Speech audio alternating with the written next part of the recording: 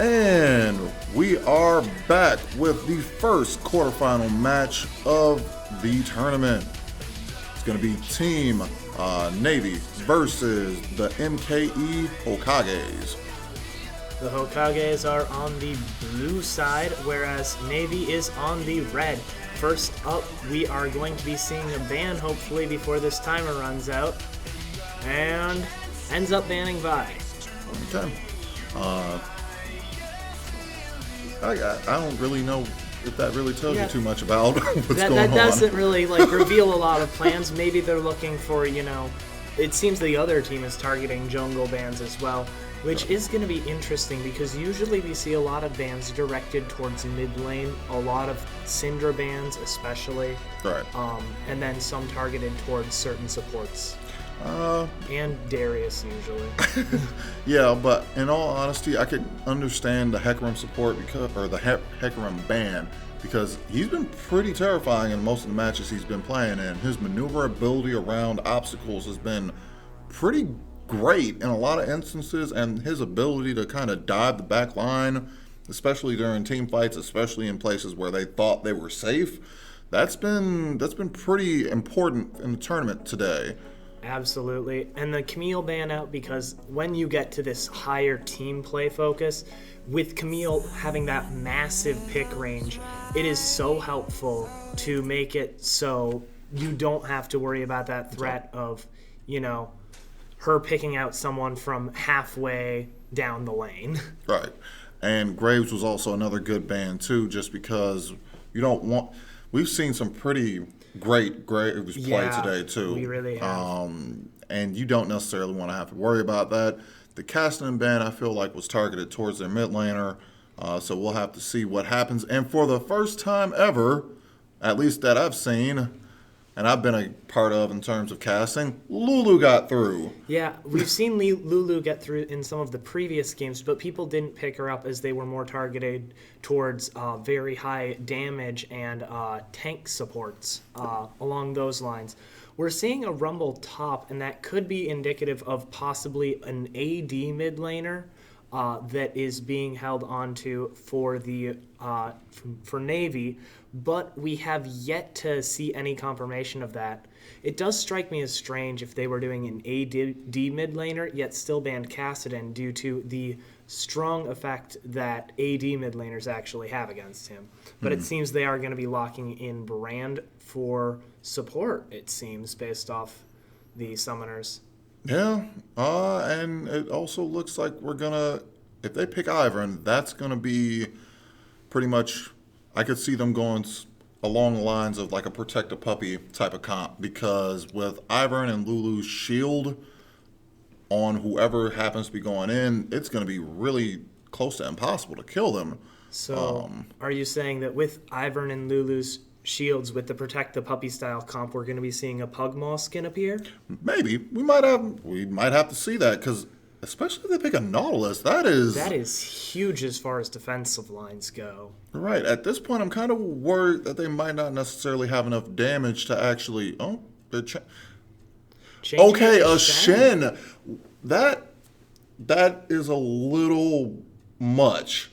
Yeah, there is a lot of defense, and I would honestly be surprised if we don't see an immobile hypercarry ADC from this team. With the heavy amount of shields and defense that this team has, Jinx was the other option besides Kog'Maw that I was thinking of, because with her ability, she doesn't have as much damage, but she is someone who very much likes to set herself up in a fight and start with that massive auto attack speed, making it harder for her to maneuver around, similar to how Kog'Maws are able to shred enemy health bars.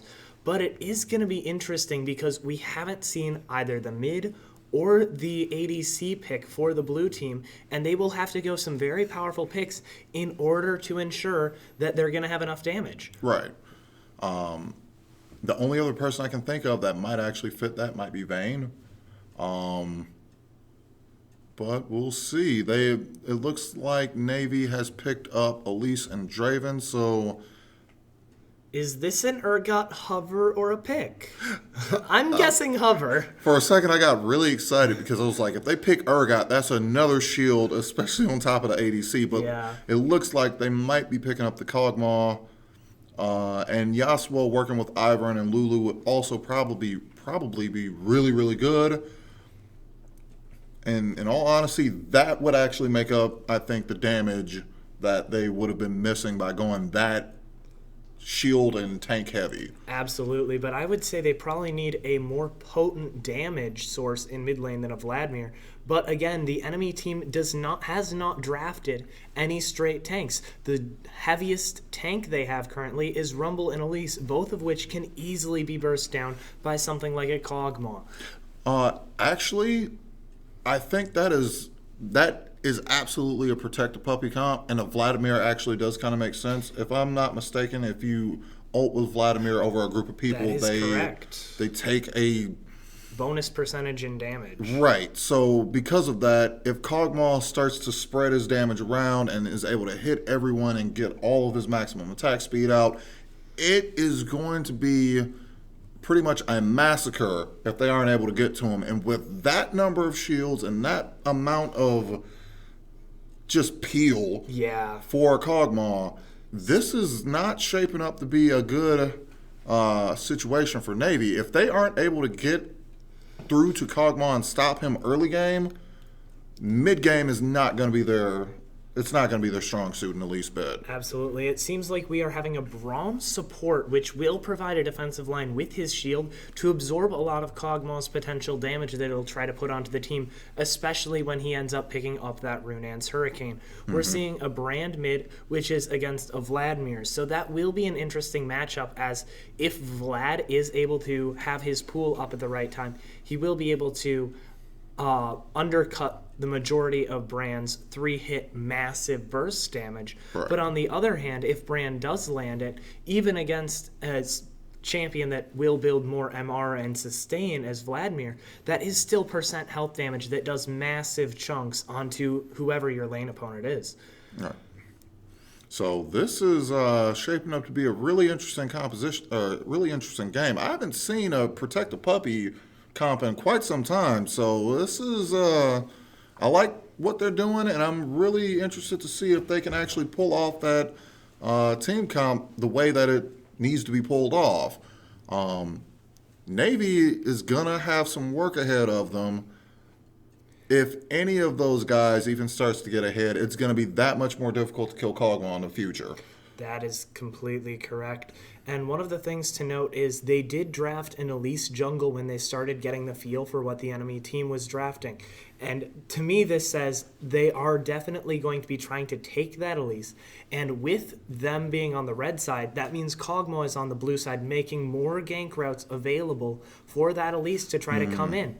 Ivern is fantastic at counter jungling, and the pattern disruption he provides, Elise can actually manage that ground and be able to deal with the challenges that Ivern proposes due to her very flexible nature of being able to switch between her melee and ranged form, Right. making her ganks, when she gets around to bot, even more effective. Right. And she's going to need to be effective because, in all honesty, if she might have been one of the few junglers that would have been really good for the countering this specific situation. Lulu's going to be there with Kog'Maw, but if she's able to get a nice cocoon down, Draven gets to stand aside, Braum gets his passive off and throws down his Q, they should be able to stop Kog'Maw early.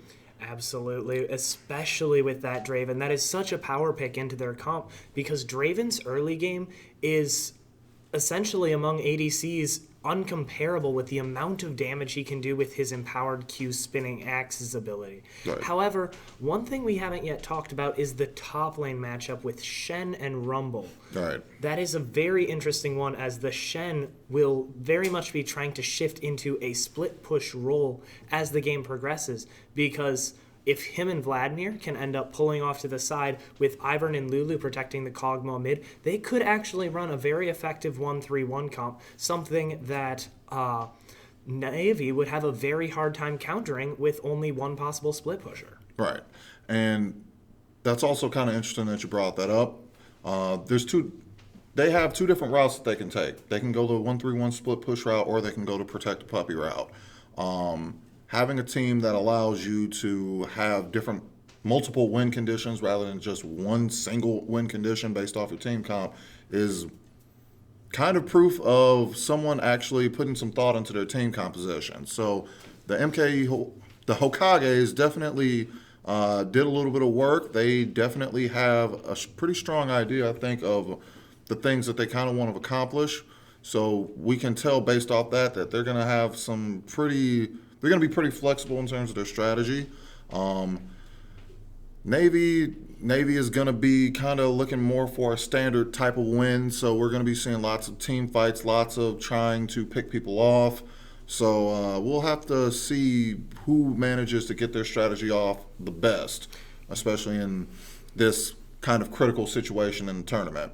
Absolutely. And honestly, one of the things that strikes me as odd is still that Vladimir pick. Because if I was running a more protect the puppy sort of comp instead of having that flexibility to the 1-3-1, I personally would have thought drafting a heavier control-based mage would be far more effective for the team, as it would allow better zone control to lock down people for that Kog'Maw to just rip through their health bars. For example, an Orianna is always a very popular and very strong mid laner, able to control that zone with her ult and pull people away and disengage, or make those engages work even more effectively for the Kog'Maw.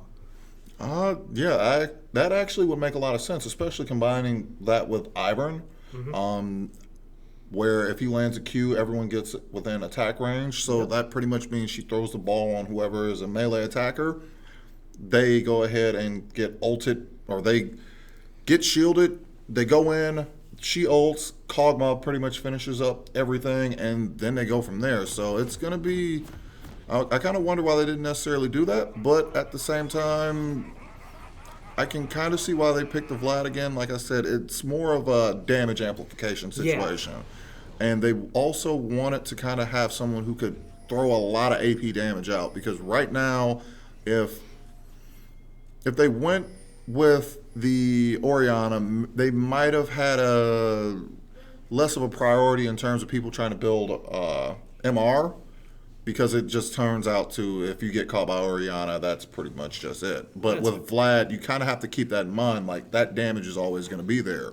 If you don't do something to protect yourself from it, Kog'Maw might not kill you, but Vlad will. Yeah. It is good to see that with their Protect the Puppy comp, they are also running the puppy skin for Kog'Maw. That is, a very heartwarming sight, with his adorable tongue sticking out of his mouth. And, it seems that we are not having any crazy things happening with invades and such, and it seems we are going to be running a relatively standard start. Ivern is rotating bot for that red buff. At least looks to be starting on the bot half as well. So this should be relatively traditional, and I don't think we're going to see anything unexpected, except for maybe a couple trades until about level 3, when the junglers start moving around and trying to get ganks off. Right. And am I the only one who's kind of like really terrified about the fact that a dog is like barfing on people? I mean, it does a lot of damage, so I mean, I would think